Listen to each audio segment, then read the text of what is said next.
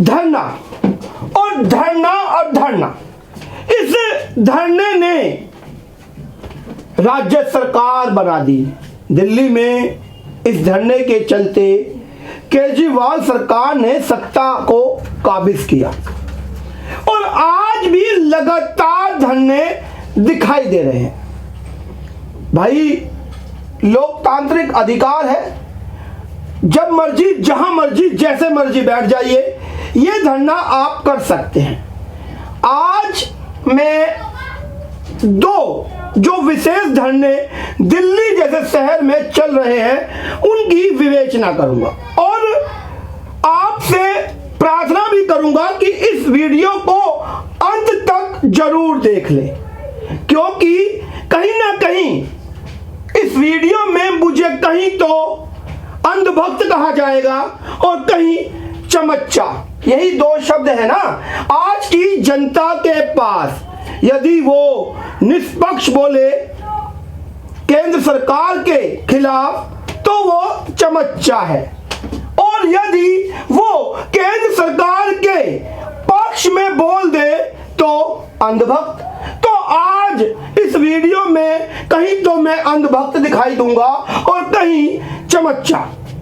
आज दिल्ली में सीएम केजरीवाल सरकार के घर के बाहर तीनों महापौर प्रथम नागरिक है और एक सामान्य व्यक्ति है, लेकिन तीनों महापौर लगभग 12 से 14 दिन हो गए केजरीवाल सरकार के घर के बाहर बैठे हुए। ये एक लोकतांत्रिक अधिकार है, आप कर सकते हैं, आपको करना भी चाहिए और आप कर भी रहे। लेकिन मैं आपसे एक बात ये पूछना चाहता हूं कि ये आपका लोकतांत्रिक अधिकार है कि आप धरना दे रहे हैं, एक अधिकार आपके पास संवैधानिक भी है। क्या यदि आपको लगता है कि आपके साथ गलत हो रहा है तो आपने अभी तक कोर्ट का दरवाजा क्यों नहीं खटखटाया? क्यों नहीं आप कोर्ट के दरवाजे जाकर इस राज्य सरकार के खिलाफ अपनी पिटीशन दायर करते?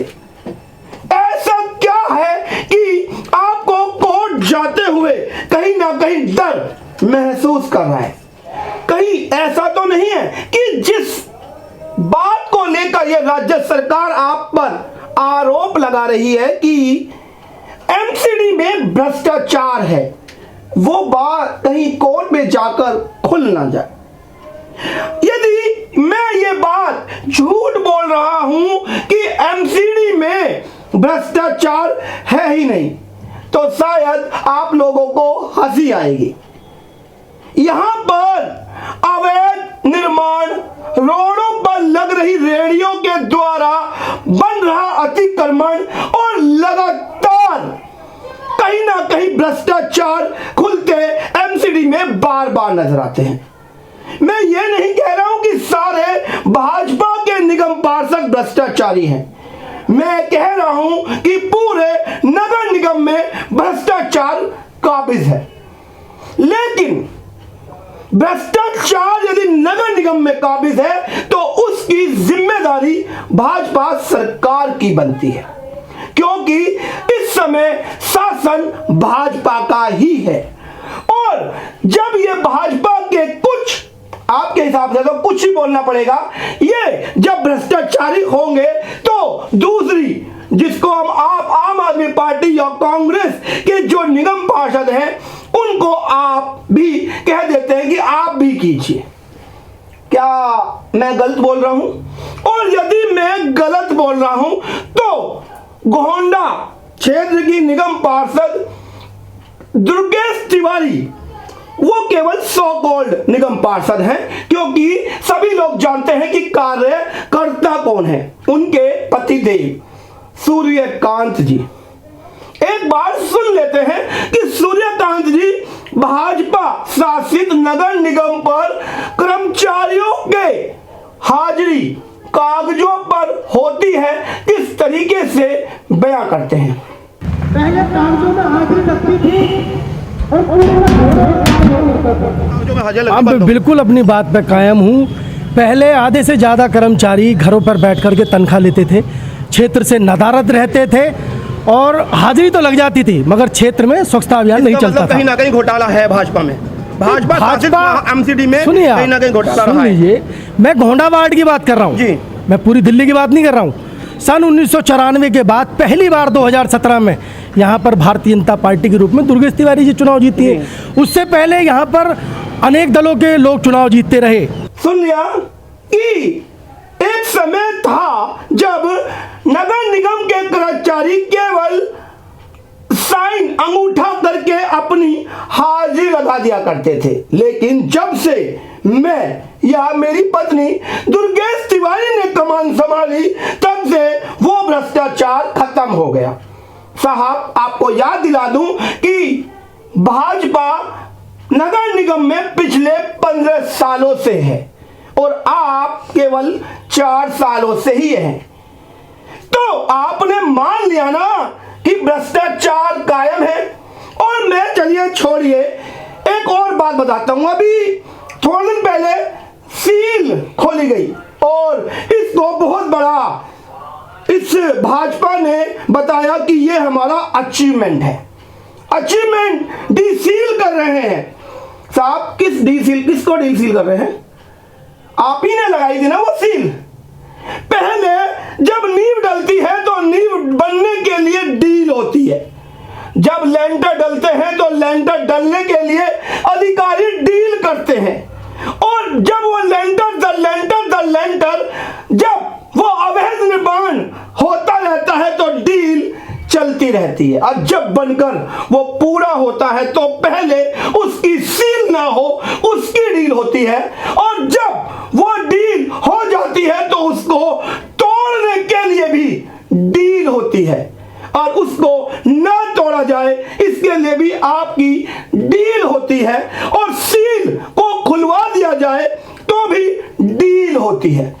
इतनी बार बार ये डील और डील इस नगर निगम में भ्रष्टाचार को पूर्ण रूप से साबित करती हैं। चलिए इस बात को भी छोड़ देते हैं, बात आते हैं कि कर्मचारियों को वेतन मिलना चाहिए। मैं भी कहता हूं कि कर्मचारी भूखा है और कोरोना काल जैसे समय में यदि उसने अपनी सेवा लगातार हमारे क्षेत्र को दी है तो उसका अधिकार भी है कि उसको उसका वेतन मिले, और उसके लिए राज्य सरकार की जिम्मेदारी भी बनती है कि जो पैसा उसने रोक रखा है वो पैसा वो नगर निगम को दे, बनता है।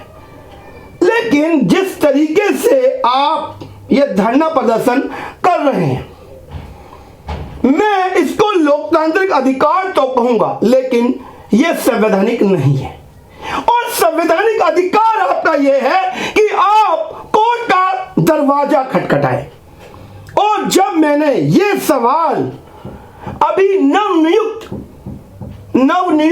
सचेतक जो जनता को सचेत करे, उससे जब ये बात पूछी गई कि आप कोर्ट का दरवाजा क्यों नहीं खटखटा लेते, जब मैंने उनसे यह सवाल किया कि यह पैसा आप कोर्ट का दरवाजा खटखटाकर क्यों नहीं मांगते, तो क्या कहना था गोंडा क्षेत्र विधायक अजय महावर जी का।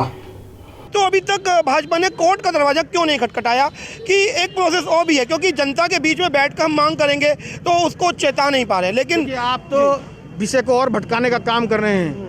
कोर्ट में तो 20-20 साल तक मामले लंबित पड़े थे। क्या आप चाहते हैं कि जनता 20 साल तक इंतजार करेगी? ये लोकतंत्र की लड़ाई है, ये जनता की लड़ाई है, जनता के दरबार में लड़ी जाएगी, जनता के दरबार में ही इसका फैसला होगा। अच्छा, कब तक हमें लग रहा है कि कर्मचारियों को वेतन मिल जाएगा? बहुत जल्दी। आज से 20 हमारे और सिपाही भूख हड़ताल पर अनिश्चितकालीन के बैठे हैं। निश्चित रूप से उनकी जानों की जो परवाह करते हुए मुख्यमंत्री को बातचीत करनी पड़ेगी। गुमराह एक पत्रकार, बतौर पत्रकार मैं जनता को गुमराह कर रहा हूं। साहब, जब भी मैंने आपसे सवाल किया कि आप चाहते क्या हैं, तो आपने हमेशा यही कहा ना कि यह राज्य सरकार, यह झूठा केजरीवाल, यह बहरा केजरीवाल हमारी बात नहीं सुन रहा। मैं मान लेता हूं, इसको एक प्रकरण से समझाने की कोशिश करता हूं। मैं एक बहुत छोटा सा इंसान हूं, या मैं एक छोटा इंसान आपकी नजरों में हूं, और यदि एक बड़ा व्यक्ति सीएम केजरीवाल मेरे साथ कुछ गलत करता है और मैं उसके घर के बाहर धरना देकर बैठ जाता हूं, क्या फर्क पड़ेगा उसको? क्या फर्क पड़ेगा उसको? आप भी कुछ करके देखिए कि कोई एक बड़ा रुतबेदार आदमी आपके साथ गलत करे और आप उसके घर के बाहर धरना देके बैठ जाओ, क्या फर्क पड़ेगा उसको? 10 दिन, 20 दिन, 25 दिन, 50 दिन, महीना, 2 महीना, 5 महीना बैठ रही है, होगा क्या? उसके कान पर जू नहीं रह रही। लेकिन मेरा एक संवैधानिक अधिकार है, मैं कोर्ट का, न्यायालय का दरवाजा खटखटाऊंगा और उसको वहां आना होगा। जिस बात की बात आप बार बार कर रहे हैं कि आइए बैठिए, नहीं बैठता, वो जबरदस्ती है। आप जबरदस्ती ले आएंगे, ला सकते हैं। किस तरीके से? अपने संवैधानिक अधिकार के चलते। जहां एक और यह जो किसान आंदोलन चल रहा है, जिसको आप खालिस्तानी का आंदोलन बता रहे हैं, या पता नहीं क्या क्या आरोप उस किसान आंदोलन के ऊपर लगा रहे हैं, और यहां तक की भी बात कर रहे हैं कि ये जो किसान है ये अनपढ़ है, गरीब है, इनको कहां समझ आएगा किसान बिल। जनाब बता दूं, उन किसानों ने सुप्रीम कोर्ट का दरवाजा खटखटा दिया है और लगातार पिटीशन लग रही है, और यह सुप्रीम कोर्ट उनकी बात को सुन भी रहा है। जब एक मजबूर, अनपढ़, गरीब, कुचला, नासमझ कोर्ट में पिटीशन लगाकर अपने अधिकारों के लिए केंद्र सरकार को चेता सकता है, आप तो सरकार है, आप तो सरकार है, केंद्र सरकार आपकी है, भाजपा आपके द्वारा शासित है, आपके पास सारे सबूत हैं, आपके पास लोगों की शक्ति है, यह जो कोर्ट है ये सबूत ही तो मांगती है ना, गवाह, सबूत, ये सब तो आपके पास है।